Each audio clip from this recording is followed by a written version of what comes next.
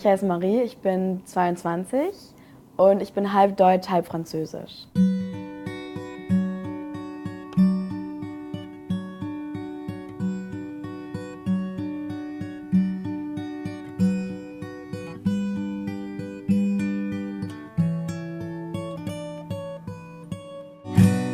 In Deutschland geboren, in Deutschland in der Schule gewesen und ich habe meinen Bachelor in Deutschland gemacht. Meine Mutter ist deutsch, mein Vater ist französisch und ich habe nur alle meine Kinderferien in Frankreich verbracht. Ich höre immer andere Sachen. Also oft fragen mich Leute, woher ich komme, wenn ich in Deutschland bin, weil ich nicht deutsch aussehe, weil ich nicht blond bin. Ich frage manchmal die Leute, rate doch, woher ich komme, weil es mich interessiert, weil ich so viele verschiedene Sachen höre. Und wie gesagt, es ist dann mal so, wenn ich sage, ich komme aus Frankreich, manche Leute sagen, okay, das passt, du siehst französisch aus, was auch immer das heißt. Und bei manchen Leuten, die sagen, okay, hätte ich nicht gedacht.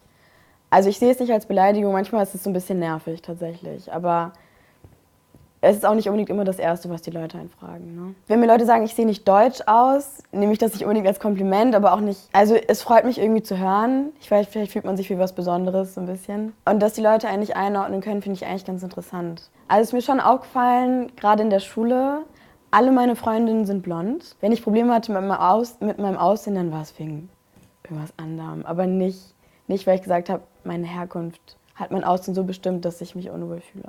Ich glaube, dadurch, dass ich in Deutschland aufgewachsen bin, war ja das Französische sozusagen das Besondere. Und ich hatte immer so ein bisschen den Drang, weil ich glaube, man möchte ja immer ein bisschen anders sein als alle anderen, so dieses Französische zu bewahren und sozusagen nicht zu vergessen. Und ich glaube, ich persönlich identifiziere mich mehr mit der französischen Kultur und der Sprache. Heißt aber überhaupt nicht, dass ich Deutschland nicht wertschätze oder nicht als meine Heimat sehe. Wäre ja auch komisch, wenn ich 20 Jahre in Deutschland gelebt habe oder 21.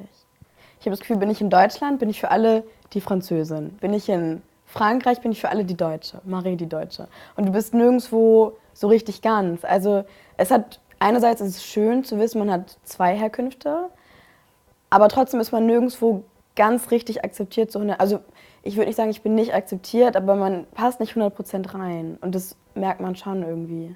Also ich wohne in Belgien jetzt. In Belgien ist es angenehm, weil ich bin weder das eine noch das andere, sondern einfach keins. Und das ist irgendwie angenehm.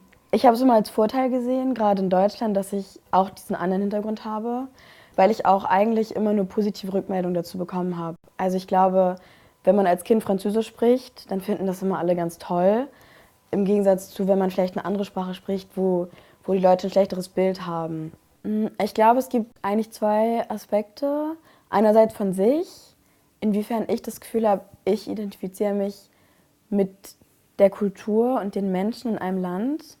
Das ist das eine von mir aus und aber auch inwiefern du akzeptiert wirst, glaube ich. Wenn man dir das Gefühl gibt, du bist willkommen, egal ob du ganz deutsch bist, halb deutsch oder gar nicht deutsch sozusagen, dann fühlst du dich zugehörig, glaube ich. Und dann auch unabhängig davon, wie sehr die Kultur jetzt deinen Vorstellungen entspricht zum Beispiel. Und das habe ich eigentlich sowohl in Deutschland als auch in Frankreich. Für mich selbst fühle ich mich ganz, ich bin ja nur in den Augen anderer Leute sozusagen nichts Halbes und nichts Ganzes sozusagen.